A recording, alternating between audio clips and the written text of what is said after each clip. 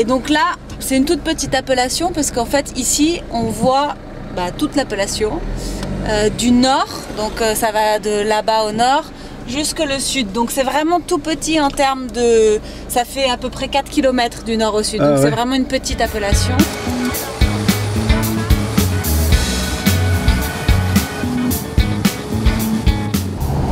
Que Syrah comme cépage. Et après dans le sud on va avoir Grenache, Syrah, Mourvèdre, mais ici non, que Syrah. Donc c'est vraiment le pays de la Syrah. Et encore plus Cornas, c'est vraiment l'origine de la Syrah, parce que nous on n'a pas le droit d'assembler. À Côte-Rôtie on peut mettre un peu de Viognier, sur l'Hermitage, Saint-Joseph et Croz on peut mettre un peu de Roussanne et Marsanne qui sont des cépages blancs. Nous que 100% Syrah.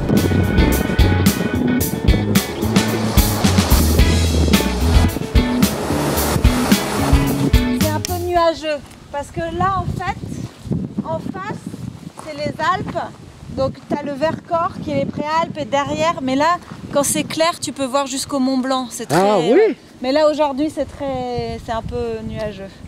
Ici ça c'est un peu le cœur de Cornas. On a, pour vous resituer un petit peu, le château que vous voyez en face, la ruine quoi qu'il y a sur la colline, ça c'est le château de Crussol, c'est Saint-Péret. Donc tout dans la petite vallée entre le château et la montagne, vous allez avoir Saint-Péret.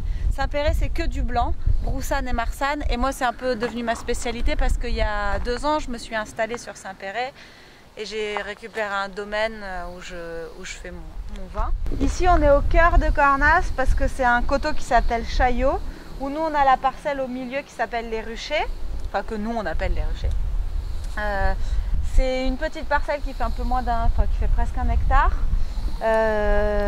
Donc tout planté en Syrah, en coteau, et on a des très vieilles vignes qui ont une centaine d'années sur le bas.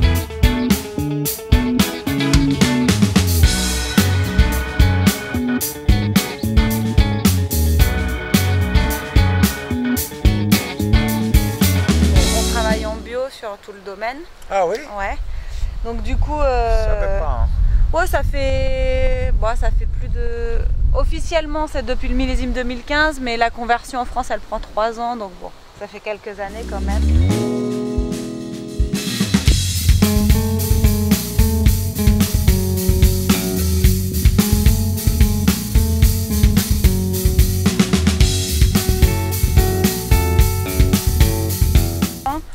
On aime bien laisser la vigne un petit peu s'exprimer et faire un peu, la laisser s'auto-réguler, on va dire. Donc au lieu de rogner et de couper à chaque fois en fait les tiges, on va faire des ponts comme ça. Ouais. Et en fait en recourbant les rameaux, on va indiquer à la vigne que il faut qu'elle s'auto-régule et que voilà. Donc ça permet de ne pas avoir des trop gros rendements non plus. Ouais. On peut descendre un tout petit peu là, je vais vous montrer. Ouais. On va goûter une grappe. C'est pas encore mûr, mais ça commence à... C'est presque. À mon avis, encore presque 1 mois avant quand même de vendanger. Ouais.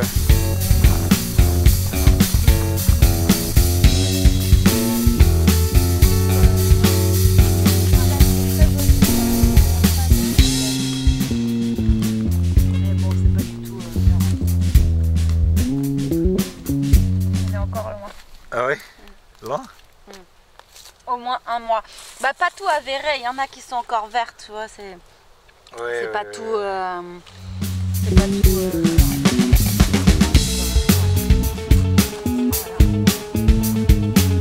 C'est intéressant. Mes parents se sont installés ici en 1983, donc juste avant que je naisse.